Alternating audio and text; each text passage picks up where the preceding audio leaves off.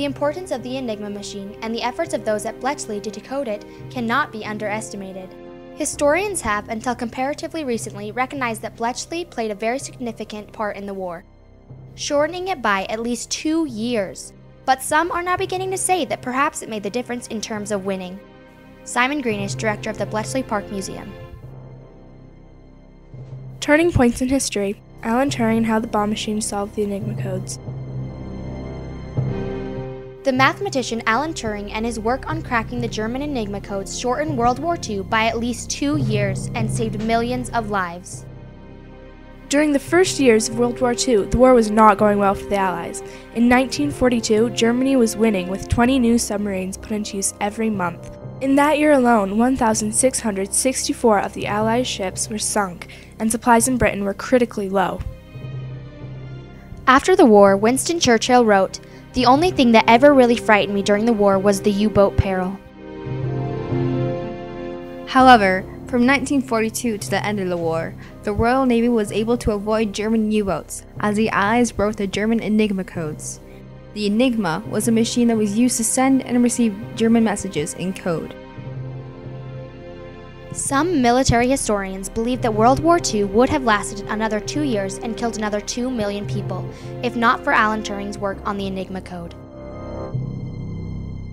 Alan Turing was born on June 23, 1912 to Ethel Sarah Stoney and Julius Matheson Turing. As he grew up, he became very gifted in science and mathematics. He went to Princeton University and received PhDs in logic, algebra, and number theory. In 1935, at Cambridge University, Turing conceived the principle of the modern computer. In 1936, Turing began his work on the Turing machine, which gave a head start to the modern digital computer. The Turing machine is a theoretical computing machine to serve as an idealized model for mathematical calculation. In 1938, Turing began to work on breaking the German Enigma codes at the British Government Communications Headquarters in Hut 8 at Bletchley Park. Bletchley Park was an area dedicated to solving German codes. The Enigma machine was patented by a German businessman in 1918 after World War I. It was created commercially as a way to keep messages secure between banks and businesses. The code was adopted by the German Army, Navy, and Air Force to send thousands of coded messages daily during World War II. During the war, over 100,000 Enigma machines were made. The way the Enigma machine worked was that it replaced the user's letters with other letters. In Alan Turing's original drawings, the letter A would become the letter E, the letter B would become the letter Z, and so forth. However, this substitution process would change every time. The next time the letter A would be used, it would not be replaced with the letter E, it would be replaced with a different letter. The secret of the Enigma machine lay in its rotors. These rotors acted like gears. Every time a keystroke was made, a rotor would turn 1/26th of a rotation. There were over 150 quadrillion possible combinations that the Enigma code could be programmed with. This made the Enigma codes extremely hard to solve. Because the Enigma code was generated by a machine, Turing decided only a machine could break it. David Leavitt, author of The Man Who Knew Too Much, Alan Turing and the Invention of the Computer. Turing realized that with electrical circuitry, it was possible to search for rotor positions. The machine which he designed to perform the task is called the Turing bomb. Turing was responsible for leading a group of chess masters, crossword puzzle experts, and mathematicians at Bletchley Park in building the bomb that would solve the Enigma code. The anti-Enigma bomb, which weighed 1 ton, the machine that solved the Enigma code, was given the name Victory. The bomb successfully checked 60 rotor orders of each 17,576 positions. This means the bomb performed an exhaustive search of over 100 sextillion ways in which the Enigma machine could have been set up. This means it located the needle in the haystack, or perhaps more appropriately, the key to the Third Reich. We'd go on watch and into one of these bays where they had these things called bombs, which were like great big metal bookcases. We'd be given what was called a wheel order, which meant we had to sort of fasten drums according to the piece of paper on which we were given the wheel orders. And then we went round to the back, and there were great long thick leads with plugs at both ends, and you plugged A into X and P into W according to the menu. And then having done all that, you switched the bomb on, and it started on all its permutation. Even though they didn't mean to, the Germans helped the codebreakers solve their unbreakable Enigma machine.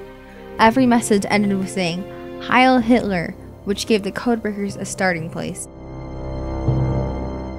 It was implemented in the spring of 1940 and translated thousands of coded messages every day of the war. A telegram from Prime Minister Winston Churchill to President Truman, which concluded the war, quotes, "With the surrender of Germany, the Battle of the Atlantic has ended. German U-boats have ceased to operate and are not proceeding under Allied orders. Beginning in September 1939, it has been a long and relentless struggle. A struggle demanding not only the utmost courage, daring, and endurance, but also the highest scientific and technical skill. But success was achieved thanks to the sailors and airmen, the scientists and technicians, the shipbuilders and factory workers. The convoys reached their destination and enabled the soldiers and the airmen to fulfill their tasks." Winston Churchill. Regardless of their well-earned hard work, none of these codebreakers received credit. In order to preserve British security, the breaking of Enigma remained a tightly guarded secret for the duration of the war and for the following 30 years. You understand that what you're going to learn is one of the greatest secrets of the war. You must swear here now that you will never divulge it.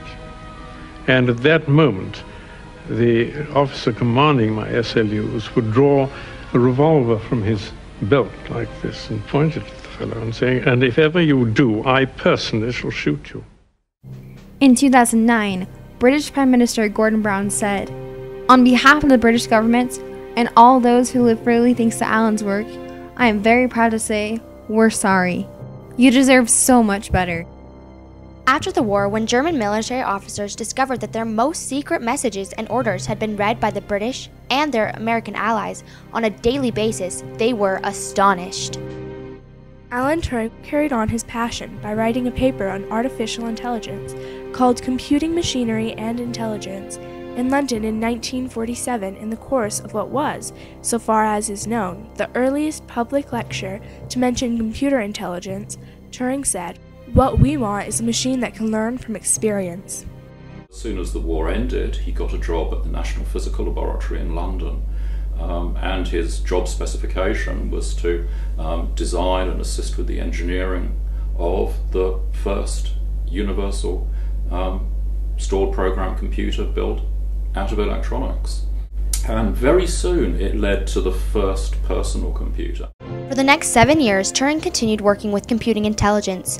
On June 7, 1954, Turing committed suicide by taking a bite of a cyanide-poisoned apple. Later, this was considered an illusion since one of his favorite movies was Snow White and the Seven Dwarfs. Even though he is no longer with us, his legacy will always affect our lives. Of all the finest types of intelligence, human, artificial, and military, Turing is perhaps the only person to have made a world-changing contribution to all three. The science journal Nature. In conclusion, Alan Turing created many turning points in history. From the invention of the bomb machine that shortened the war and saved millions of lives by avoiding German U-boats, to the first conceptualization of the modern-day computer. The people involved at Hut 8 at Bletchley Park, the ideas of creating a machine and the foundation of today's computer changed our world with the events of World War II and the modern-day computer. Dedicated to Alan Turing for his contributions towards our modern world. If he were still alive today, he would have been exactly 100 years old. Alan Turing helped advance our technology and gave us the freedom to use it. Thank you, Alan Turing.